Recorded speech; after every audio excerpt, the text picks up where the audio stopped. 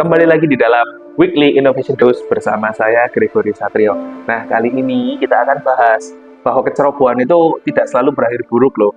Dan malah salah satu penemuan medis terbesar di abad ke-20 ini muncul karena sebuah kecerobohan dan mungkin kesembronoan dari seorang ilmuwan yang bisa dibilang jorok ya. Cuman ya itulah kisah hari ini bahwa sebuah kejorokan mampu menjadi sebuah keajaiban. Gimana ceritanya? Yuk kita lanjut di dalam video ini, simak sampai habis ya. Pernah nggak sih kepikir teman-teman bahwa penemuan medis terbesar di dunia ya pada abad 20 utamanya yaitu antibiotik itu berasal dari sebuah kecerobohan. Lucu ya, dari sebuah kecerobohan yang jorok ternyata muncul sebuah penemuan medis di mana memang di dalam dunia medis sesuatu yang harus serba klinis, serba higienis, harus serba bersih. Tapi penemuan terbesarnya malah muncul dari sesuatu yang jorok. Ya, kita let's dive deeper ke dalam ceritanya. Nah, tapi sebelum kita masuk ke fisiologi, pernah nggak sih kepikir teman-teman sekalian, dunia sebelum antibiotik itu seperti apa rupanya? Well, aku nggak tahu pasti, tapi yang bisa aku sampaikan di sini adalah itu hal yang mengerikan di sini. Kenapa sih bisa mengerikan? Karena tanpa antibiotik, luka sekecil apapun itu bisa menimbulkan menjadi infeksi yang besar tanpa kita sadari. Even kita kegores, kita jatuh, terpelantuk, luka-luka goresan kecil aja itu adalah sarang atau celah bagi infeksi untuk masuk dan kita nggak punya cara untuk menghentikan hal itu. Bayangin, kegores, beset dikit aja berdarah, nah itu sudah siap-siap mati tuh zaman itu. Kisah ini berawal dari seorang ilmuwan dan bakteriolog asal Skotlandia yang waktu itu bekerja di St. Mary Hospital di London, teman-teman sekalian. Namanya adalah Alexander Fleming. Alexander Fleming ini lahir di tahun 1981 dan dia merupakan veteran dari Perang Dunia Pertama. Jadi dia melayani negaranya di dalam Perang Dunia Pertama. Dan selama Perang Dunia Pertama inilah dia benar-benar mengerikan, menyaksikan betapa mengerikannya Perang Dunia Pertama itu, mulai dari kehidupannya yang kumuh, konstan tekanan dari musuh, wah luar biasa. Dan tentunya peran bakteri di dalamnya, karena dalam kondisi yang kumuh bakteri menjamur di mana-mana.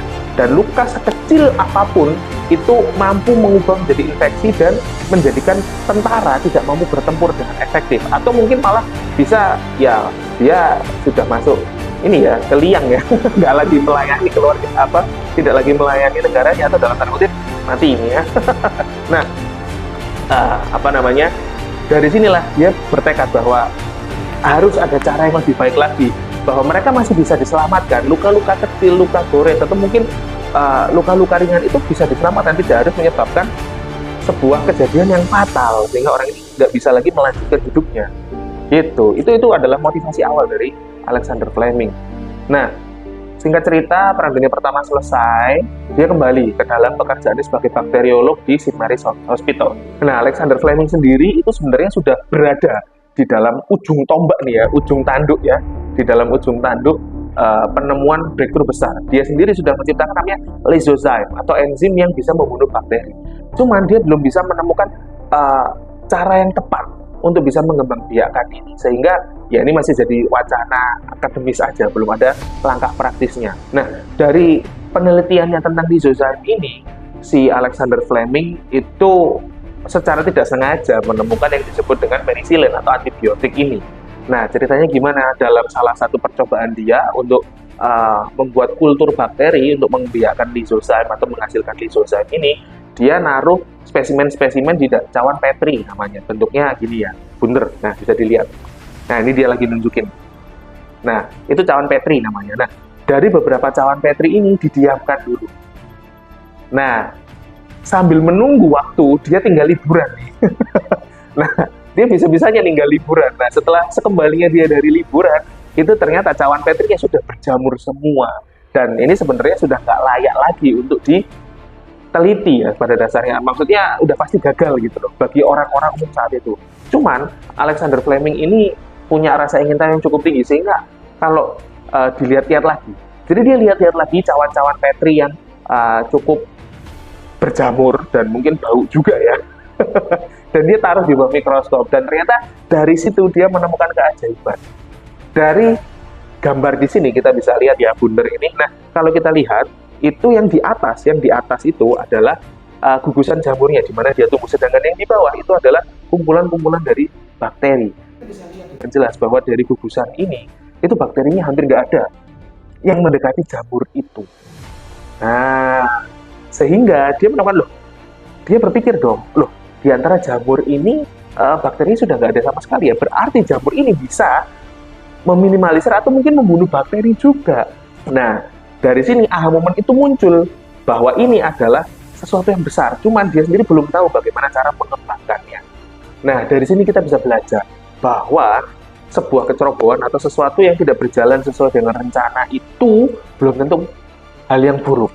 Malah kita bisa melakukan sesuatu hal-hal lain yang mungkin orang lain nggak bisa melihat malah ketika kita mau melihat lebih dalam lagi. Jadi untuk rekan-rekan sekalian, ketika mau berinovasi, jangan takut untuk salah, jangan takut untuk belajar dari kesalahan. Mungkin dari kesalahan kita dapat insight-insight yang jauh lebih berharga dan mampu mentransformasi bisnis, kehidupan kita, apapun. Jadi belajarlah dari kesalahan ya, dan kita tidak takut dan tidak mengecilkan rasa ingin tahu kita untuk tahu lebih lanjut lagi. Nah, lalu PR kedua datang nih buat si Alexander Fleming. Oke, setelah tahu jamurnya ini namanya Penicillium notatum nih. Nah, dia kasih nama Penicillium notatum dan dia berusaha produksi ini. Nah, tapi apanya nih yang harus diambil? Nah, dari sini dalam kita belajar dari sebuah kesalahan itu harus memiliki metode, pola, dan juga arahan yang terstruktur, yang jelas. Kita nggak boleh sembarangan. Karena kalau kita ambil sembarangan, mungkin itu akan antibiotik yang kita konsumsi sekarang itu mungkin tidak ada, karena nggak ditemukan gimana caranya memisahkan nih zatnya tadi, lisozyme tadi dengan dengan jamurnya tadi. Cara mengekstraknya bagaimana tidak ditemukan. Maka setelah ditemukannya itu kita harus melalui cara-cara yang punya metode yang jelas, pola-pola yang terukur gitu. Itu yang kedua. Nah, dan yang terakhir, dia nggak mungkin bekerja sendirian dong. Kalau dia bekerja sendirian, nggak mungkin jadi booming, nggak mungkin jadi sebesar ini efeknya, karena akan terkungkung di dalam laboratorium atau mungkin terbatas sebagai makalah wacana ilmiah saja. Nah, disinilah dia harus berkolaborasi dengan teman-teman dia, yaitu adalah Howard Walter Florey dan juga Ernst Boris Chain.